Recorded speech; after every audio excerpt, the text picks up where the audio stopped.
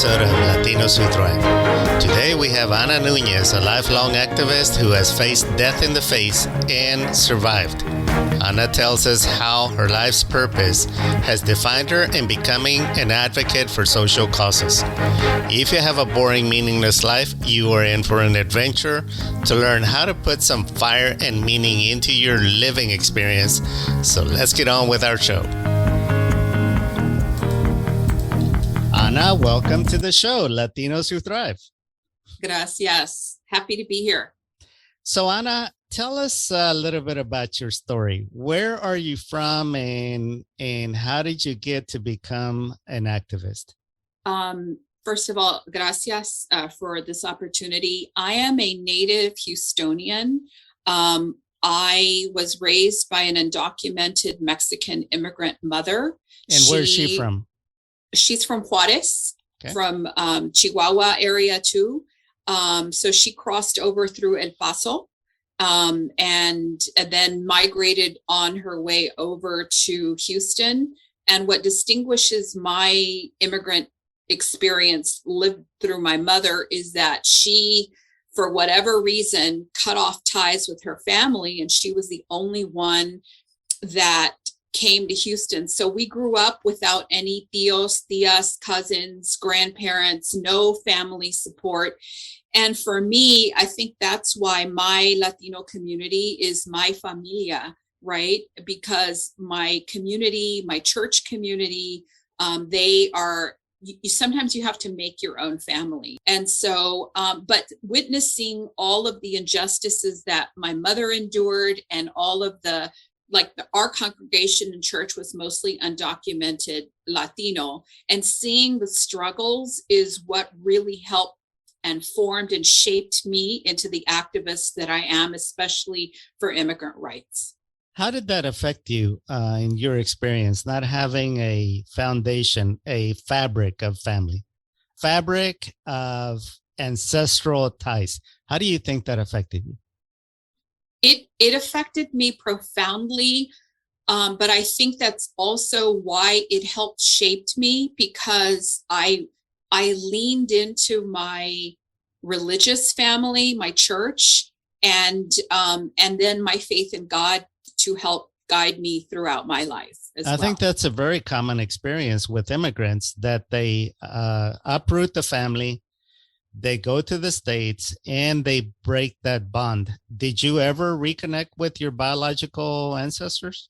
That's a really interesting story. Before I go there, I'm reminded of this song by Juan Gabriel, where he says, vas a aprender a amar como like en tierra ajena, or, right. Your faith with God is very different. I'm not saying the correct words, but when you are in a strange land, you learn your relationship with God is very different. So the truth about me is that I never met my father. The first time I laid my eyes on my father was through his mugshot. I was in my 20s. I was the result of an affair. My mother had an affair with a married man, and I never met him. I never knew who I was. And that, yes, has profoundly shaped me, good and bad. And so it was not until my 20s where this is an overshare, I did every man's worst nightmare, where I literally knocked on the door of my father that I tracked down. And he opened the door and I said, my name is Anna Núñez. You knew my mother, Maria Núñez, and I think I'm your daughter. And he didn't want to talk to me because his wife, who he was still married to, knew nothing of me. And by then I was in my 20s, and I had, my son was like about a year. And I'm going to skip on over to an even wilder story. So I met him once. I wanted to know he was actually from San Juan, Texas. And he was 77 years old, is still very alert. And I met him once, and I never really maintained contact with him. I would do things differently. I'm 54 now. He later sent me a money order for $100 in and on a senior fixed income, that's a lot of money. And at the time, I reacted differently. I would not have done that, but I was really offended. Like, do you think after all this, all the suffering that I went through in my life, $100 is going to take care of things? And I mailed the money back, and I said, I didn't want your money. I don't want your money. So we didn't maintain contact, and he had been in and out of jail and prison in Texas, and an officer is the one who actually helped me find him. So that's when I saw him for the first time through his mugshot. So friends, let me tell you about Anna and how I met her and why this interview is taking place today.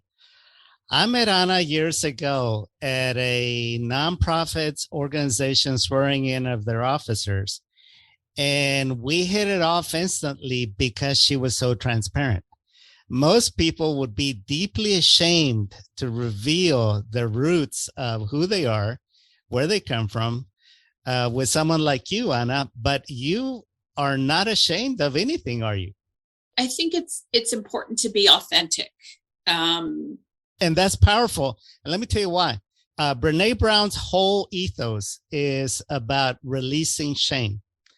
She rose to meteoric success through her research done at U of H and getting on Oprah and talking about how shame limits us from our full potential and how shame shuts down a lot of the range of emotions that we're capable of feeling. And so you can never be authentic ever if you try to repress shame. Okay. So I think that is why we hit it off right away.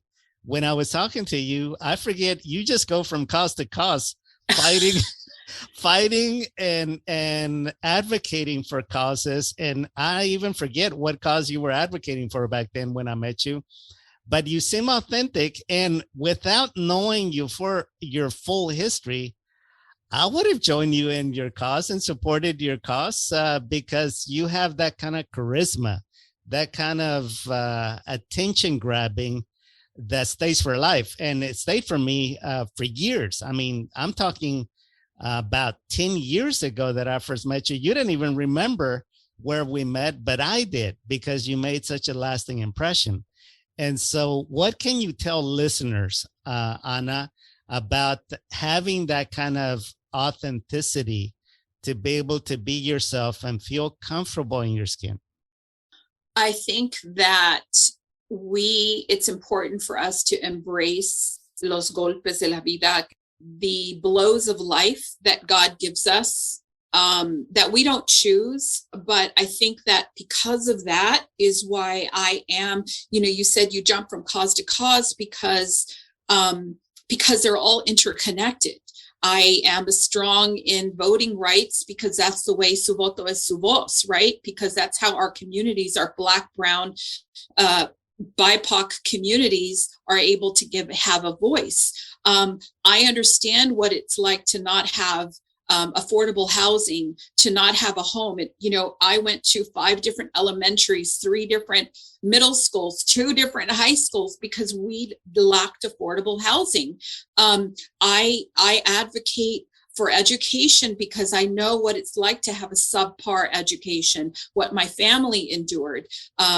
So the reason that I advocate, and especially, obviously in honor of my mother, I've seen the difficulties that are faced by the undocumented Latino immigrant community.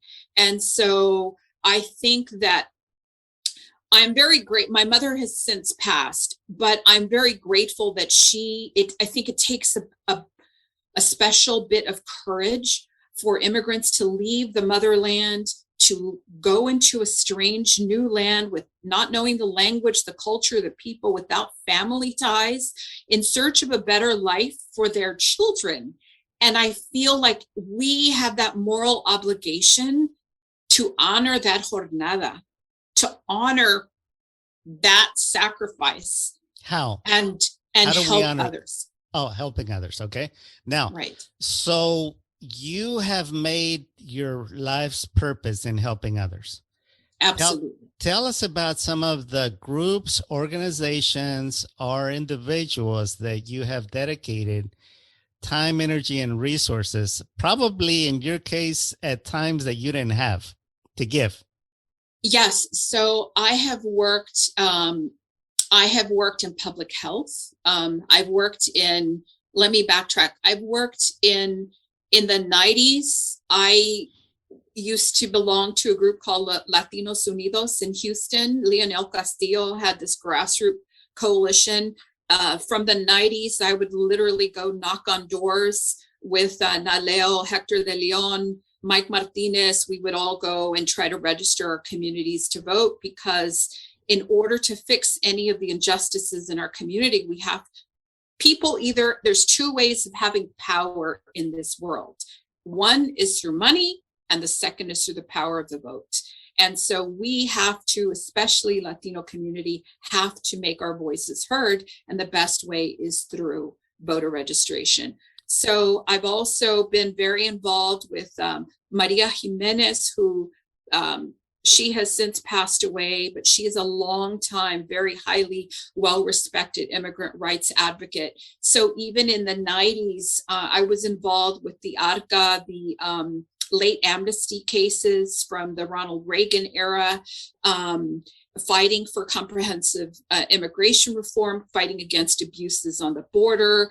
I later went on to work with the ACLU of Texas. I was a communications coordinator, and that is where I really delved deeper into criminal justice reform, education. I've served on the board with TEJAS, which is Texas Environmental Justice Advocacy Services, focusing on the environmental racism issues that are disproportionately impacting Brown and Black communities, especially along the ship channel, the petrochemical area, where our communities have higher incidences of cancer than other communities.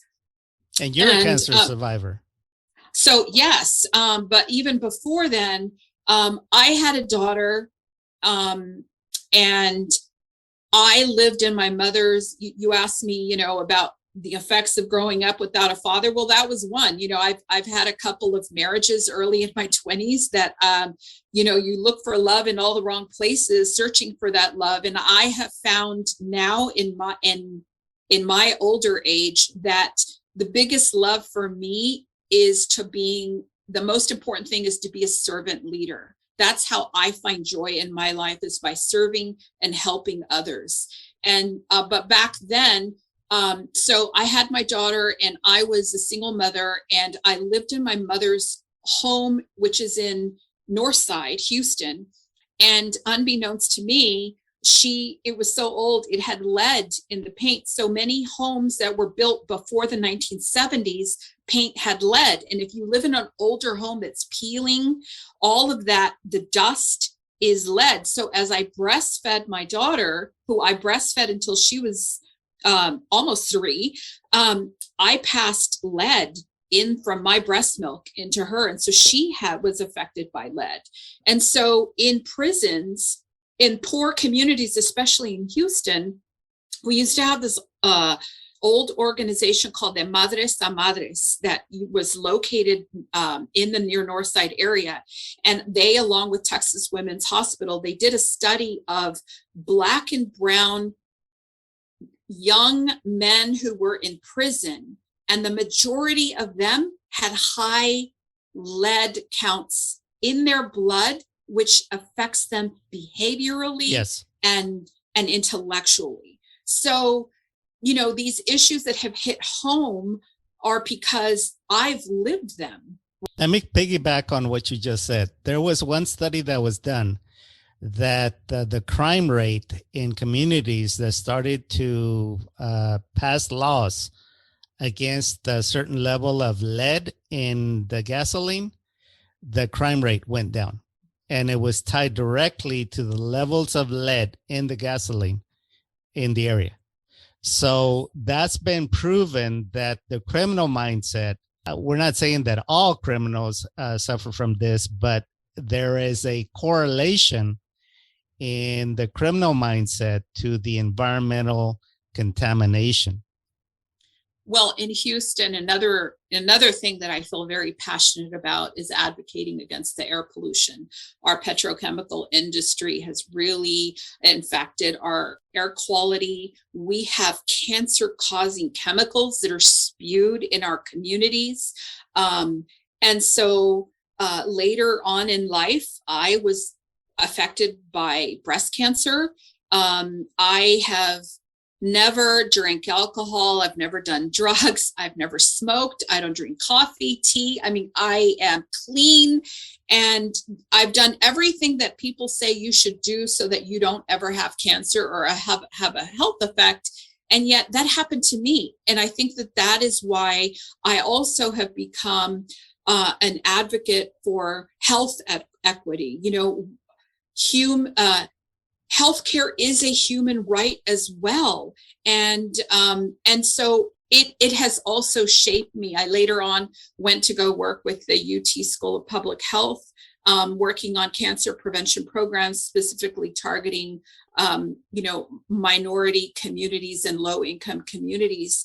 And I think that all of these issues are interconnected, that we can't just care about one without it's spilling over and affecting all of our lives, because we are parents, we have our children are in the educational system. Not all is equal, and it's up to us to be advocates for our community who don't have a voice. Anna, there's a lot of listeners to this podcast that come from different age brackets in different parts of the country. So if some young advocate-minded person is listening to us, what advice would you give them that you've learned the hard way through decades of being an activist? Starting out, what advice would you give them? I would say that we have to stay present about what we have to keep aware. I mean, I think number one is subscribe to your local newspaper. Okay. To me, that's one of the most radical things that you can do. You've got to support the local journalism that's going on. Read your newspaper, find out what's going on, because reporters are reporting on different things in the community, but we are so tied to social media and we don't pay attention. You got to, I hate to use this phrase, but you got to stay woke, right? And you've got to really honor your own life and know that your experience will give you fuel for your fire. And for me, I know that the greatest joy that I have is when I'm in service to others. And that's for me. But I also feel that we have a moral obligation to especially advocate for those who are voiceless. Okay. And if your whole life flashed before you, what do you think was pivotal in moving the needle to get things done? Whether it was legislation, awareness, publicity, is like, what? Give me the distillation of tips that you can give activists listening to this show. How can you get it done? I think what is their old quote? I think of things that are impossible, and I don't ask like why not, but others say that they're impossible. That was Robert Kennedy, by the way. He said, and I'll tell you the quote because I've used it. He says, some people look at the way things are and they ask why. Other people look at the way things could be and they ask why not. Amen. So one of the most important projects that I ever worked on was, it was in the 90s, and it was alongside, her name is Alejandra Rincon. She is she got her PhD at University of Texas. She is a Colombian immigrant, and working alongside with her and other like-minded people, we were able to work in concert with, at the time, which was the state representative, Rick Noriega.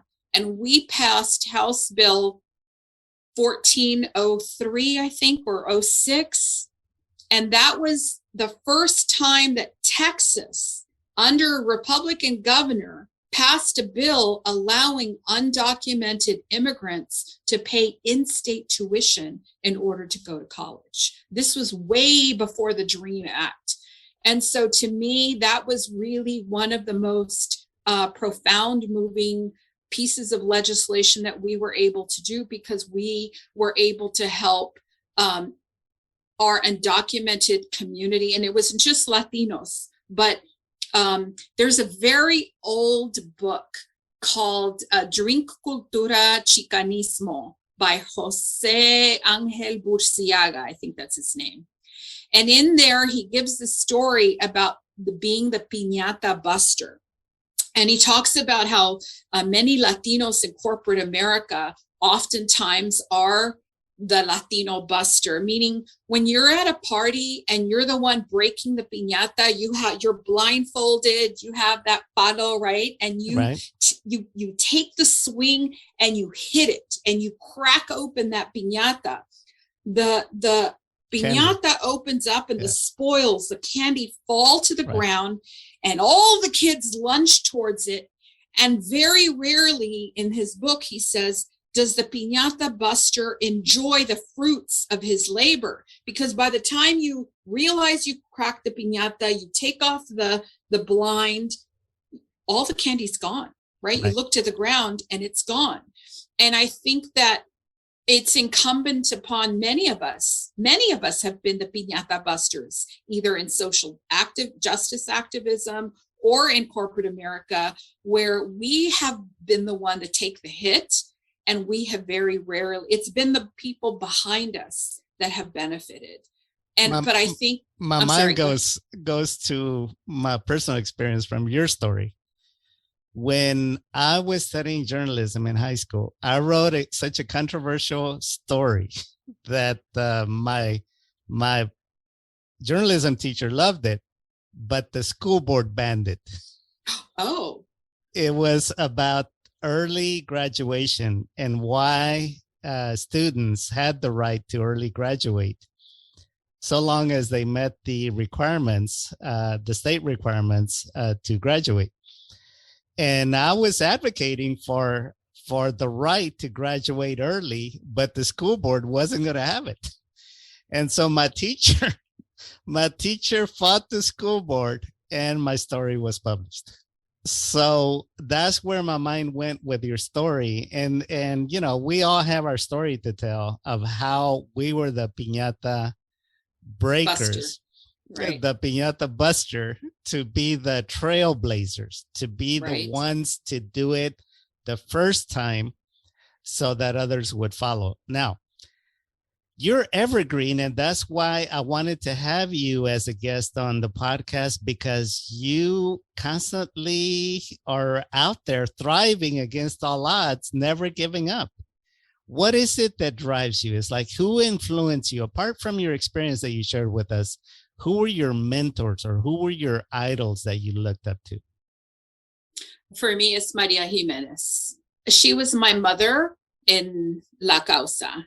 Right. I met her in the 90s. At the time, I was working with the U.S. Census Bureau, and my job was to convince the undocumented Latino community to participate in the census, to share their information, and their fears was that the federal government would then in turn share their personal data with, in the old days, it was, immigration or the IRS, right?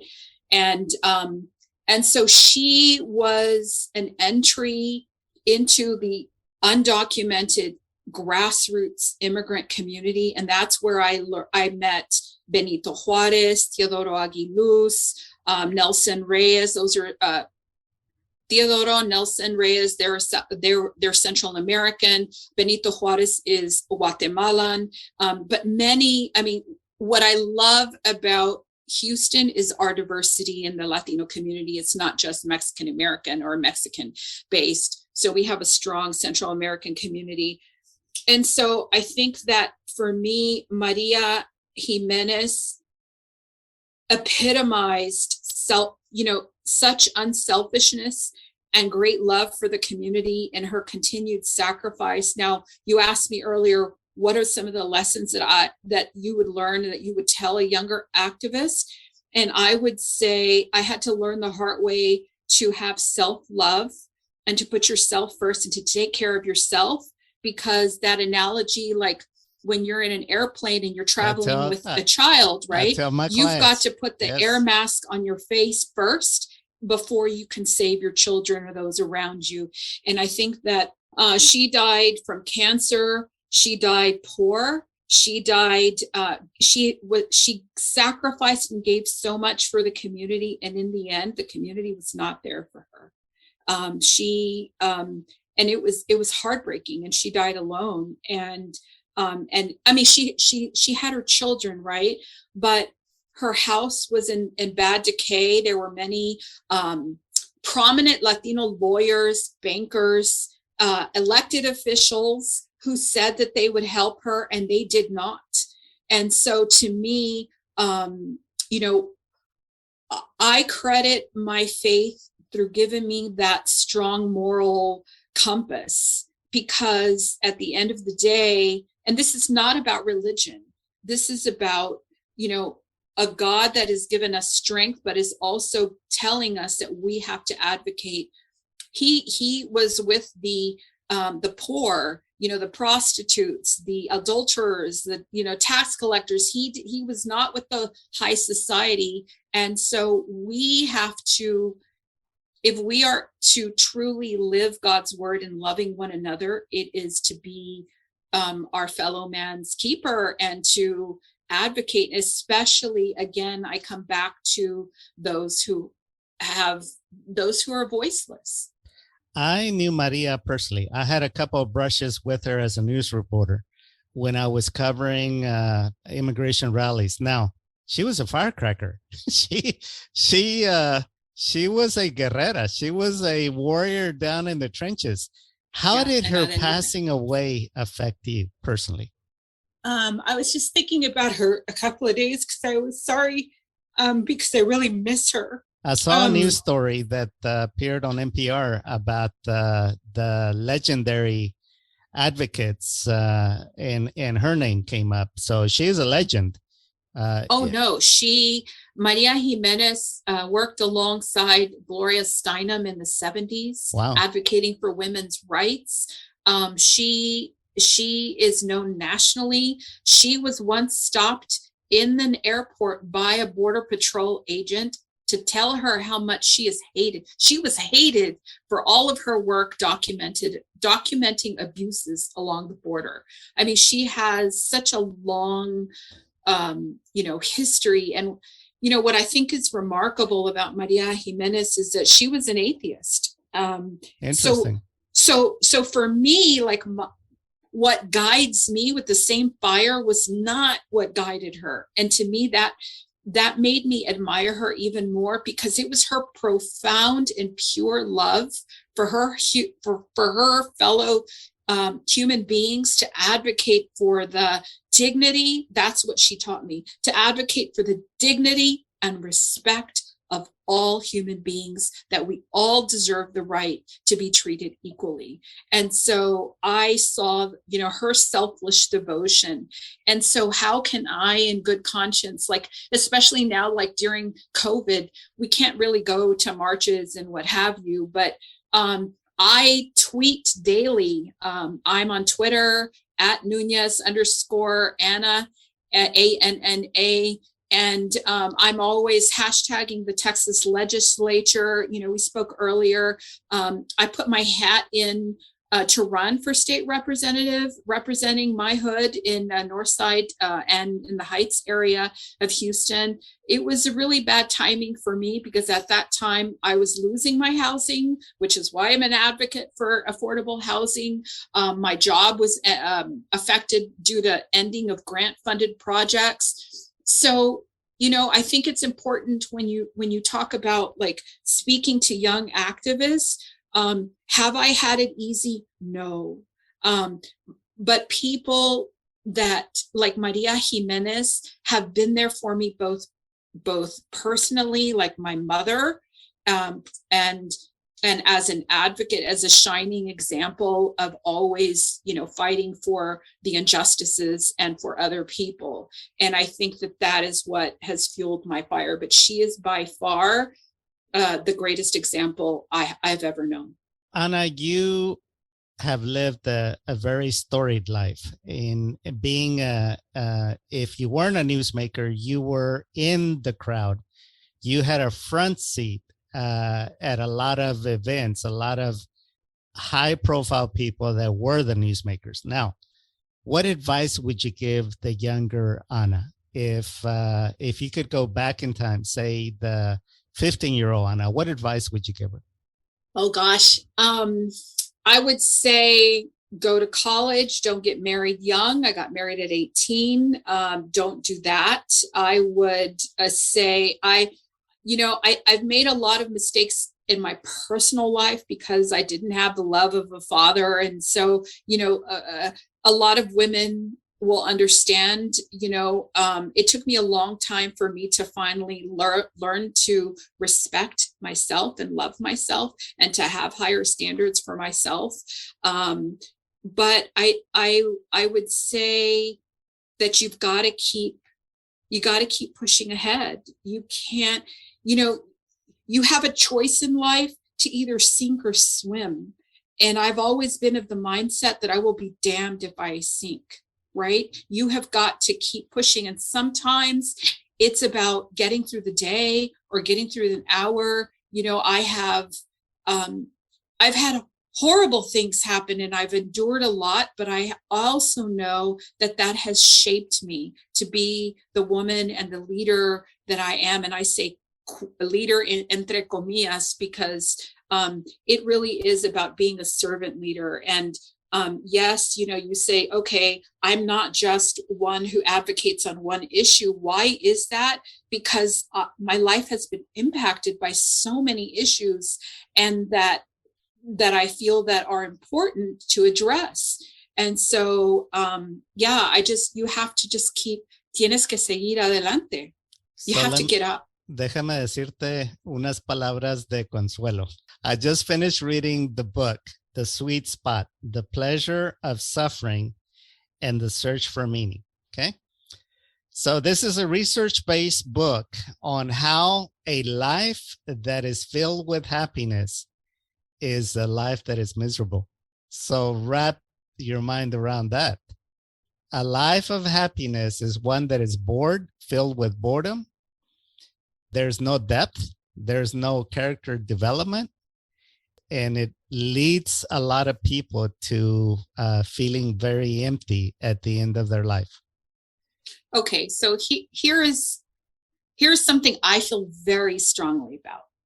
I think that we have a choice in life, and I think that you have to choose not to be the victim in your own life. Have you suffered? Yes. Were things unfair? Yes. Could it have been better? Yes, but it wasn't, right? And you have a choice whether to grow from that, to learn from that, and to move on, right? And so I don't, I've gone through. So let me piggyback on that. So when you do that, you enter into the sweet spot, because after every setback, there is a sweet spot of happiness when you overcome the challenge. And so the journey is part of the happiness. The journey and the suffering and the struggle and the pain are highs and lows, in that, we go into the lows with setbacks, with scarcity, with discrimination, however you want to frame it. But when you don't have the victim mentality, when you have the survivor mentality, you will get past it. You'll find a way. You may not know how at the time, but you'll find a way if you search for the way, so that you don't enter into the despair of being a victim. And so on the other side of that challenge, of that low, there's a level of happiness that most people have never known. Yes. And I guess another piece of advice that I had to learn the hard way, and it was really hard, especially with Maria Jimenez, is that I have always been, I think, fearless and peleonera and advocate. And sometimes because, I didn't even know any better. You don't know. And so you're strong and you're advocate. But when I got cancer, it was the hardest point in my life to have to ask for help, because I needed help, and someone told me, you have to allow others to have blessings in their life. Right. And so if they offered to volunteer out of their own volition to help you and you don't accept the help, you're depriving them of that joy of helping you. So going through, my own cancer journey, Maria Jimenez, I'll never forget, she went and she met me at MD Anderson Cancer Center. And I was during one of my appointments, and she, in her very limited income, she gave me some money, cash, right? And I had a really hard time accepting it, but I needed it, right? So fast forward a few years, she got cancer. And because I had already gone through that hell, I knew exactly what to do. I established a GoFundMe account. We raised over $10,000, which isn't a lot, but it was helpful to pay her doctor bills. I knew as a single mother without a lot of family support, you need food, you need sustenance. So I arranged for people to bring her food, and we brought her nutritious food to heal her body. But I think that's a prime example. It's like sometimes you have to find the meaning behind your own pain, right? Had I never gone through that hell of my own cancer journey, I would not have known what to do to help her. No point of reference. I knew, sure, right? Sure. And so, I know that it's sometimes you're just too exhausted. You're hard. You've been hit, los golpes de la vida, and you just can't go on. And so in those moments where I've gone through life where I just couldn't get up in the morning, but you have to, right? You have to get up. One of the things that I really hated when I had my cancer was I worked. I only took one day off to do chemotherapy. I rested through the weekend, and then I went back to work, and then again on Friday, and it was just a vicious cycle. And I used to get really angry because I didn't have the luxury of staying in bed. I didn't have a husband. I didn't have, support. But it was thanks to that my oncologist said, you're doing really great, because my ass had to get up, because I had to take a shower, because I had to I had to get dressed. I had to drive myself to the office, and I had to work, and I had to focus on something else and earn a paycheck to support my family and pay my bills, right? And in retrospect, I was grateful. I'm grateful for that, because I know that because I wasn't allowed to wallow in bed, that I healed better. I healed faster. There's actually scientific studies done that kind of mindset actually produces the neurochemicals that you need that impact the healing process. I've read some of those. That's why I'm commenting about it. So, but by the same token, Maria, she was a guerrera, like you said. She was an Adelita. She was this warrior. And I remember we were talking about our cancer stories. And at the time that I got cancer, my daughter was in 5th grade. She was 10 years old, right? And I didn't know whether I was going to live to see her grow up. I didn't know what was going to happen. And I remember telling Maria, when I was told that I had cancer by the doctors, that I cried. And she said, well, I didn't cry. She was really tough, and she made me feel ashamed, right? She goes, I didn't cry. And when she told me that she had cancer, I started crying, and she got mad at me. She was like, don't you cry, because I didn't cry, and we're going to get through this and what have you. And I think that you also, it took me a long time to learn how to cry, to give to give myself permission that it's okay to cry, because you try to be so tough and to endure it all. And it's okay to show weakness is what I would also say. I call those raindrops of the soul, that kind of crying. Scientifically, when you do let go of your tears, there is stress in those tears that you're releasing in your body. Yes. I think we all face life differently, and none of us has the right to judge each other how you endure. But the biggest piece of advice is you just got to keep on. You just got to get up. Anna, have you collaborated with other activists nationally or internationally? No. No, just locally? Yes. And Texas, maybe Texas-wide? Well, I would say Pancho Argüelles is also one of my other heroes. He has been a longtime immigrant advocate. He just recently started a fellowship, but he was recently the executive director, unpaid executive director of Living Hope Wheelchair Association. And that is an organization that helps undocumented immigrants who were injured on the job or on their migration over to America.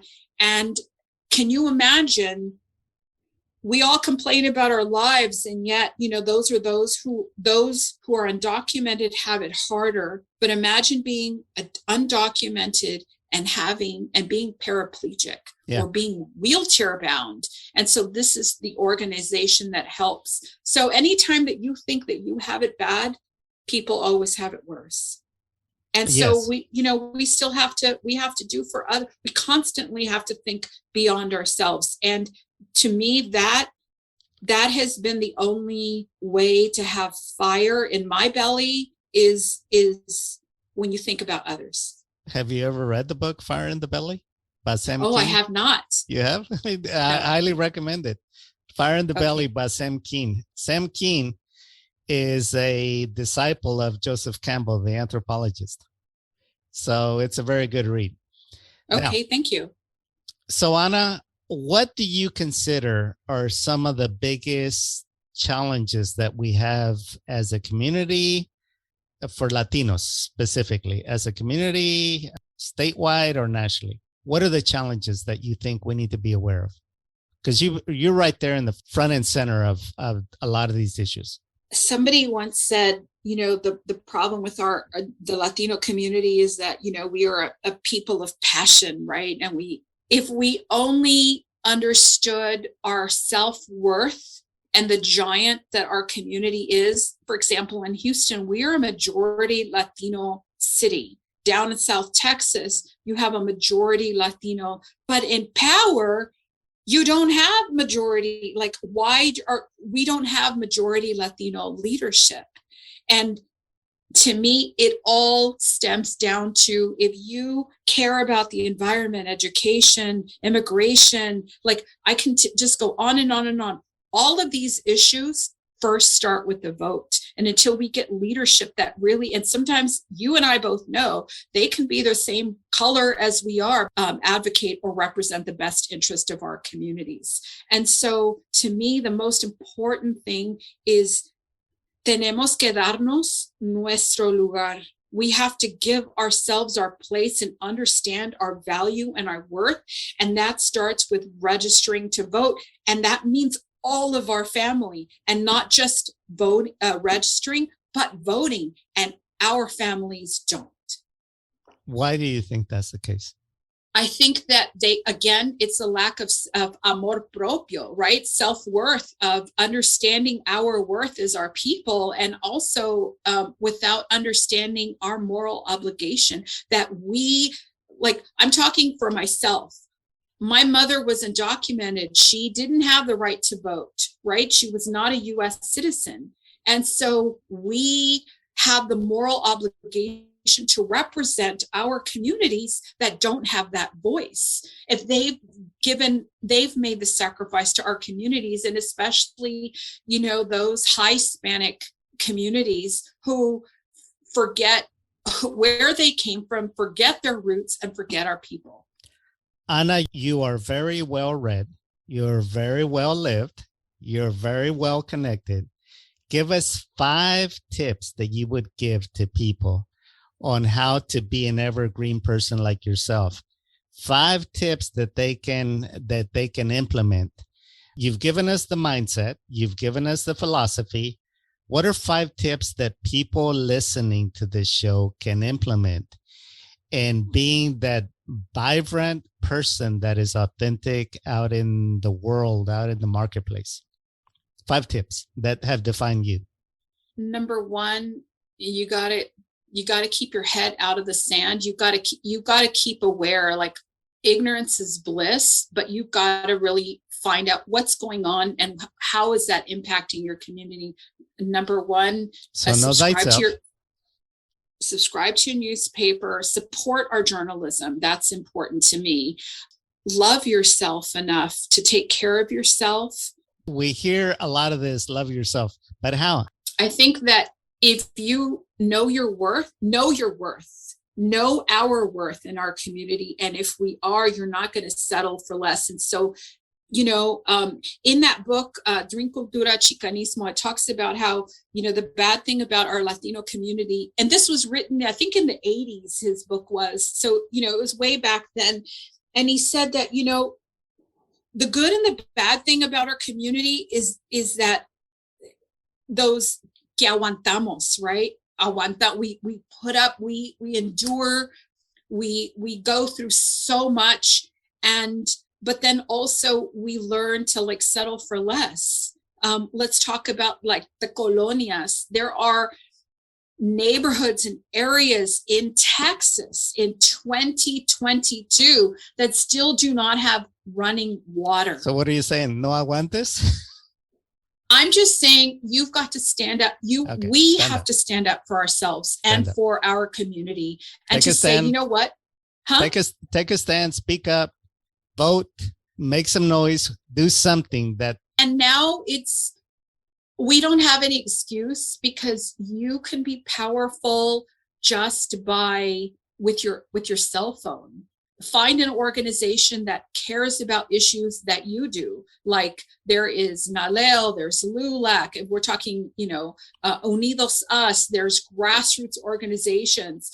Find a topic or something that you feel passionate about, sign up to their newsletters, because they need advocates. You can express your discontent through Twitter, through, sending letters to your elected officials. And it's easy as clicking on links that organizations care about. We've also got to branch through. I also subscribe to the Black Lives Matter newsletter, and around Hispanic Heritage Month, they were talking about Latino issues and immigration issues. And so, we've got to partner and work together with all of our communities. Okay, 2 down, 3 more. Give us 3 more.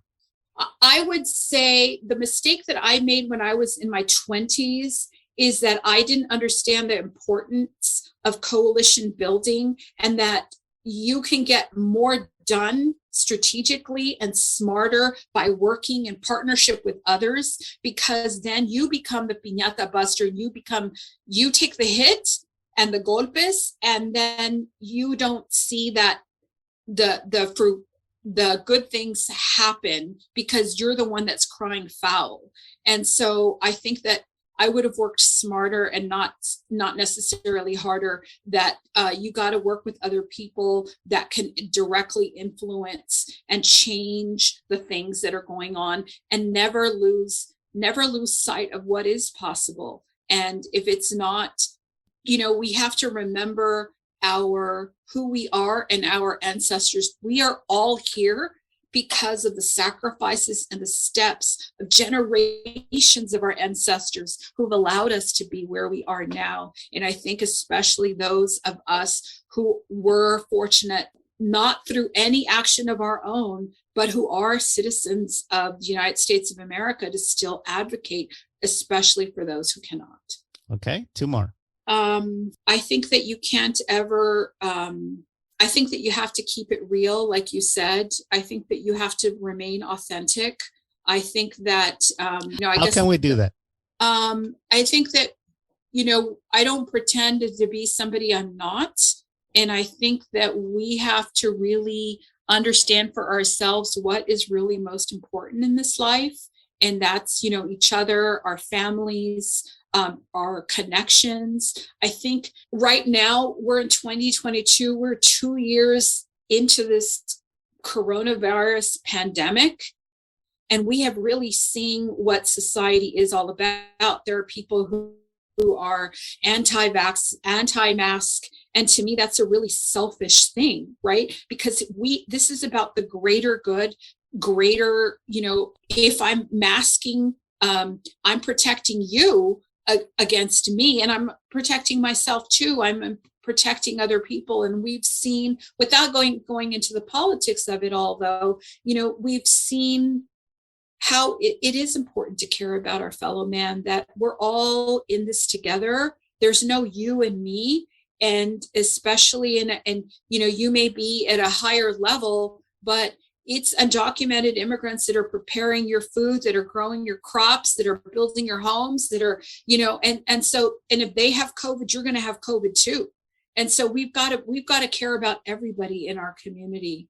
I'm going to pick your brain and get very specific down in the weeds on this one.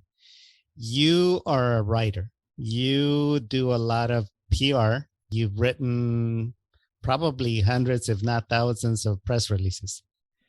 What is the best way to get your story published in media? What have you done that your stories have been published, or follow-up stories have been done on a press release that just went viral? I was blessed to be able to work with the ACLU of Texas, where, we were able to work on a lot of national things, statewide. All I can say is that for myself now personally, because I'm not representing an organization, I'm just representing myself.